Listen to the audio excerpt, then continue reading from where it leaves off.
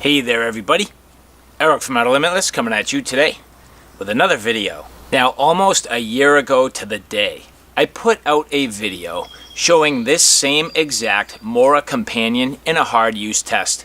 In that video, what I was trying to prove is how strong these MORA knives really are and how much abuse they could actually take. Now I think it's pretty funny, that particular video, more than really any other, is probably the most polarizing video that I have in my collection. Some people really liked it, they love to see the overall capability of this knife even being used in a hard use test. But other people whined and cried.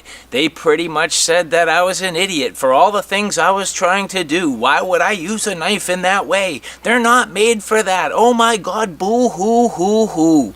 Well, that just fuels my fire a little bit. In that particular video, I did break this knife. It broke right in the handle at the tang, but I have since glued it together. Now, I didn't use epoxy, but rather just some super glue. Did a pretty, I would say, fairly nice job getting this back together, and at this point, it is ready to continue on with part 2. So at this point, I'm going to do a little more abusing of this poor MORA knife. Some of you are probably gonna cry when you see what happens to this. For me, I'm looking forward to it. And if you're interested in seeing a little bit more about what I'm about to do to this knife, do me a favor. Stay tuned.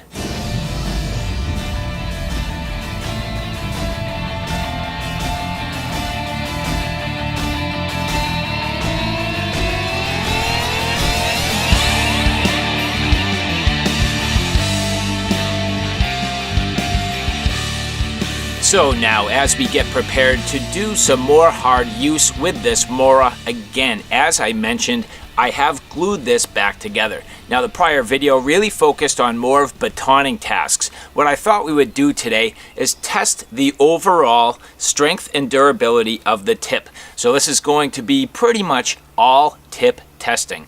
Now, in case I need it, just in case, not only am I going to be doing some tip testing, but I also figured we break out the old cut-off baseball bat in case I need a baton. Now, I'm not sure exactly what's going to happen. I don't know how far we're going to make it. All I know is, in order to find out, we pretty much just need to get to work. So the first thing we're going to do is just some basic stabbing tasks. No big deal, no prying. All I'm going to do is stab with this for the first few times, get a feel for the knife. This is a nice, firm, and I would say reasonably unrotten stump, so it's a pretty good test subject for this particular case.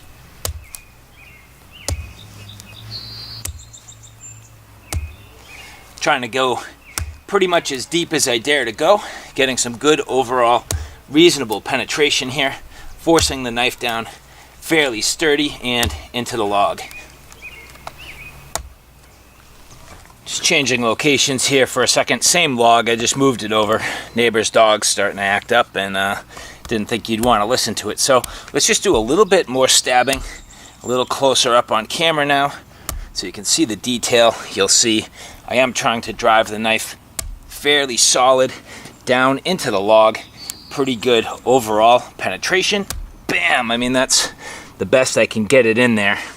And so you'll see now at this point, if I wiggle it out, there is absolutely no problem with the tip yet. So generally speaking, overall good shape. Knife is nice and straight, and that repair I've made has still held up quite nicely. We're going to get a little more aggressive on this. I'm not going to go too deep on the stabbing, but I do want to start kind of prying over on the tip. So just doing my best to dig at the wood, just kind of poking at this, getting a little bit of prying on the tip. Again, trying not to go terribly deep, just going right on the very tip of the knife there. And what if I kind of twist a little bit? Let's see how that does. Twist and pry over. I'm starting to get a little deeper than I wanted to, but let's keep going with it here.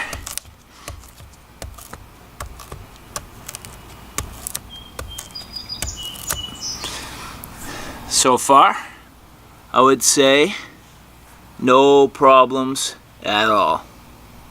So I would go as far as to say prying and twisting are two kind of different things. So now that I've done a little bit of prying and a little bit of twisting, let's start to get in here a little bit more. So I'm going to start to kind of ream out this area that I've done some prying at, and let's see if we can just like ream this whole thing out here, which is kind of like a useless task, but it's hard use enough that you should all cringe, because why wouldn't somebody cry about me misusing this poor MORA companion?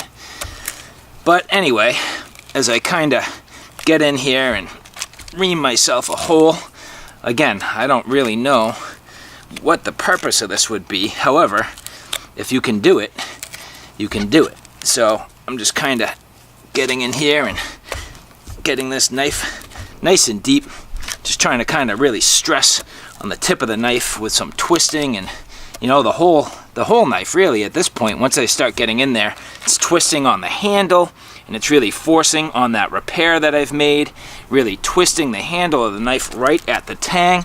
So this is an interesting test to see not only how strong the knife is, but how well my repair is going to hold up. And that would show me that even with damage on this MORA companion, you still have yourself a nice serviceable knife.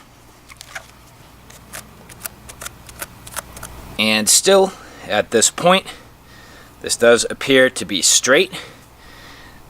That repair is good and solid. Definitely no damage to the tip of the knife, and that is a good sign. So now, let's start to get a little more serious with the tip testing.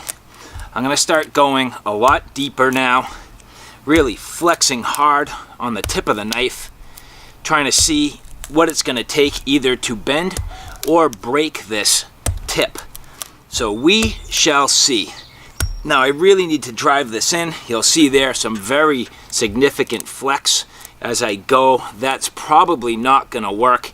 I don't want to really bend the knife right now, rather test the tip. So I need to find a spot where it's that like sweet spot where I can really rack on it but not bend it. There we go. There we go.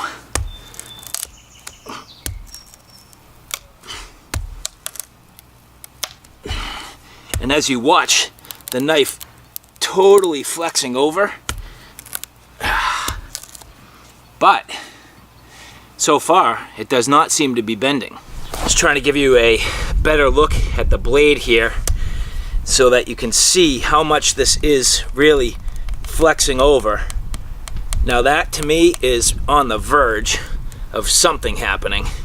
It might be too deep, but let's, whoop, ha. I'm glad that went the other way.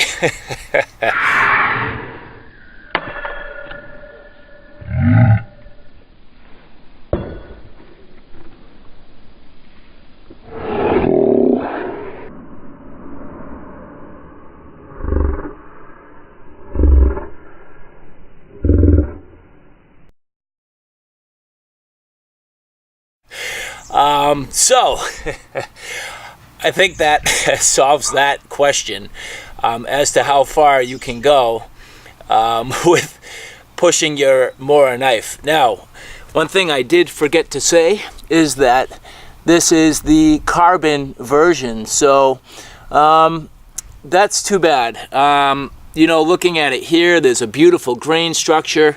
I can see immediately that grain structure is just gorgeous. So it's not a problem with heat treat or anything like that. I'm just pushing this knife beyond its limits. And so now, just to show you exactly where that blade landed, I mean, I'm here and my fence is over there, and that thing flew all the way over here, hit the fence part way up, which I guess I'm not really seeing the mark. I could probably find it. And then it came down and hit the ground and dug itself right in. So pretty wild. That was certainly an interesting test. A little bit freakish when you start launching blades, but that was fun as hell.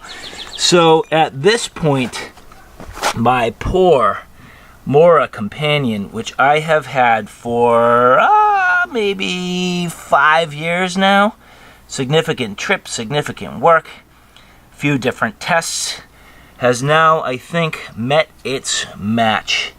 It definitely had its time and glory. I think it's worth putting it to the test to show all of you what these can do, how far they can go. The only thing I regret is not having the ability to do any additional tests with this particular knife. However, the good thing is, if I'm feeling saucy, got a couple more of these things sitting around, so you never know what we're gonna do.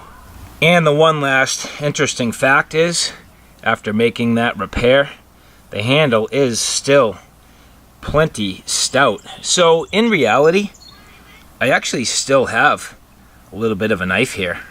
Is it very useful? No, but you know what? It'll still cut. Pretty cool. So alright guys, there you have it. A quick torture test of my MORA companion part 2.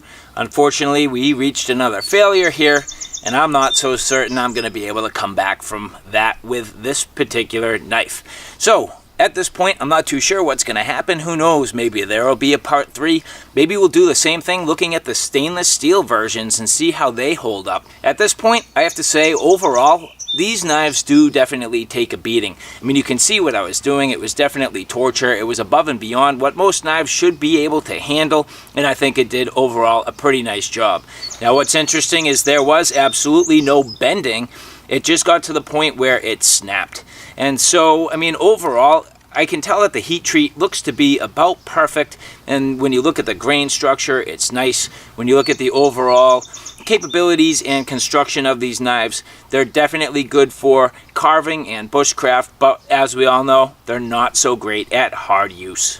So alright guys, thanks for stopping by. I hope you like what you saw. I hope you found it a little bit informative. If you like what you saw, please like, share, and subscribe. And as always, thanks for stopping by. Take care now. I'll see you soon.